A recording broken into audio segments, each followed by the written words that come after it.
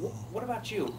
You talked to, you had your State of the City the other day, and you talked a lot about your plans and your ideas for this city, but you didn't talk about your re-election, which is coming up. Really? Are you ready to say that you're going to run for re-election, or when will you make that announcement? Well, I tell you what, when I decide, I'm going to let you be the first to know. I'm going to hold you to that, sir. Okay. So you're not there yet? You're still mulling it over? Well, I have a lot on my plate, you know, and so the State of the City was a big thing, and now I have the budget to do.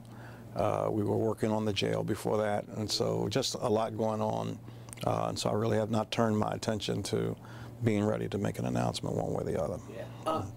Talk about these big construction projects that you have in the city. You've got, obviously, the jail, which you've said is not an expense that you had to make, but one that was necessary, but then also breaking ground on 4 new schools in the city of Richmond. Just talk about that from a progress standpoint that you've been able to accomplish that under your tenure. Well, you know, we're a city that's had trouble making decisions. We've had great plans, but not a lot of action. And so in the last 3 years, I'm very happy to be able to say that we actually were doing things. You know, somebody said to me, well, you're building schools, but they were proposed before you got in. I said, yeah, they were proposed, but they didn't get built.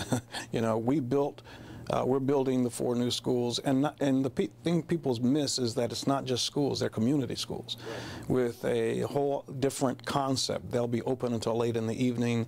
We're bringing the services of City Hall into the schools, and they're going to be community centers. The terrible hours between 3 and 6 when parents are at work and kids are out of school is where a lot of bad things happen. We're going to stop that in these community schools. And then in the jail, we have not built a huge jail to warehouse people. We've built, we're calling it a justice center. We've created a mental health docket so that the mentally ill can be directed to services that will be able to help them, and then low-level drug cases. We have a way of dealing with them too, with the drug court, with ankle monitors and so forth. And so I think that we're thinking outside of the box. We're being innovative in every way. We're also creating jobs in our building efforts. We have a job pipeline that goes along with all of our projects. And anybody who gets any money from the city or any involvement from the city, they've got to train people to work. For instance, on the jail project, there'll be a welding trailer where people will be taught how to weld.